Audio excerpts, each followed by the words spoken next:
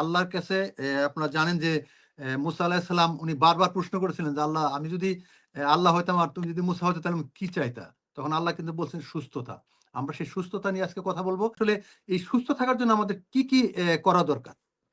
যে প্রশ্নটি আপনি করলেন, সেটা না আমরা অনেক সময় কঠিন করে বলি যে, আপনি সকাল ৫ টার সময় উঠবেন, তারপর জিমে যাবেন, এই খাবেন, ওই খাবেন।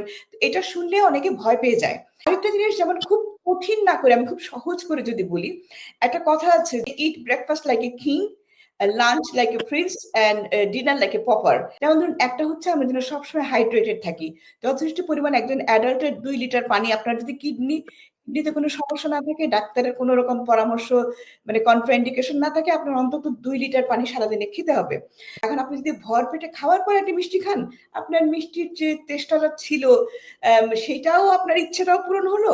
আর আপনার শরীরে ওই যে ব্লাড সুগার স্পাইক যেটা, ওইটা একেবারে খুব হাই হলো না। কাজেই কোনটার পরে কোনটা খাবেন এটা খুব গুরুত্বপূর্ণ। জি ভাই, যদি আপনি বলতেন যে আসলে যাকে আপনি অনেকগুলো বললেন, খাবারের কথা বললেন, ঘুমের কথা বললেন যে এগুলো খুবই গুরুত্বপূর্ণ এবং কোন খাবার কখন খেতে হবে।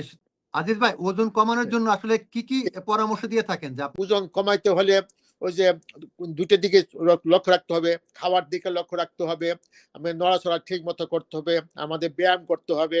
ব্যায়াম যে খুব একটা সবসময় মানে খুব এক্সেসিভ ব্যায়াম করতে হবে তাও নয় আরকি। খাওয়াটা পরিমাণ মতো খেতে হবে। মানে ঠিক মতো ব্যায়াম করতে হবে এবং কি খাচ্ছি সেটাও দেখতে হবে। যেমন বললাম তৈলাক্ত জিনিস কম খাওয়া উচিত বা আমাদের মানে বেশি হাই ফাইবার ডায়েটস এগুলি খাওয়া উচিত।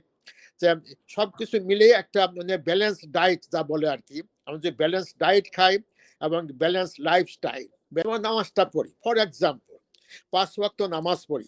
নামাজের সময় যে আমরা যে আমাদের যে একটা এক্সারসাইজ হচ্ছে এক্সারসাইজ হয়। হ্যাঁ। এটা তো আমি চিন্তা করি না অনেকেই। হ্যাঁ? যখন আমরা নামাজটা পড়ি আমাদের প্রত্যেকটা আমাদের যে নেক, আমাদের হেড, আমাদের মাথা, আমাদের সেই আরকি হাতগুলি কিভাবে নড়াচড়া করাচ্ছি সেটা কিন্তু একটা ভালো একটা এক্সারসাইজ কিন্তু। আমরা যদি সেটা সেভাবে মনে করি।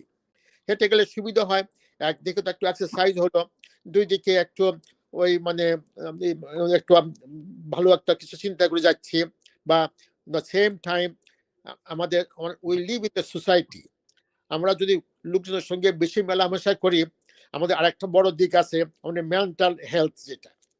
মেন্টাল হেলথটাকে যদি আমরা ভালো রাখতে চাই, তো আমাদের লোনলিনেস মানে পরিহার করতে হবে। আমাদের কমিউনিটিতে আসতে হবে।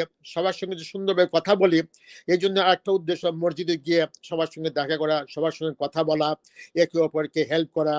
ধন্যবাদ। সেটা আসলে হচ্ছে কি যে, যেকোনো কিছুই কিন্তু আপনি মানে ক্যান্সার প্রিভেন্ট করার জন্য বলা হয় যে অনেক আগে থেকেই যার ক্যান্সার হয়নি, তার আগে থেকে অ্যান্টি ইনফ্ল্যামেটরি খাবার যেগুলো, যেই খাবারগুলোতে আপনার শরীরের মধ্যে প্রবাহ তৈরি করে না, মানে প্রদাহ তৈরি করে না, ইনফ্লামেশন তৈরি করে না, ইনফ্লামেশনটাকে কমায়। সেই ধরনের খাবার যদি খান, তাহলে আপনার ক্যান্সার হওয়ার ভবিষ্যতে যেকোনো ধরনের ক্যান্সার হওয়ার সম্ভাবনা কম।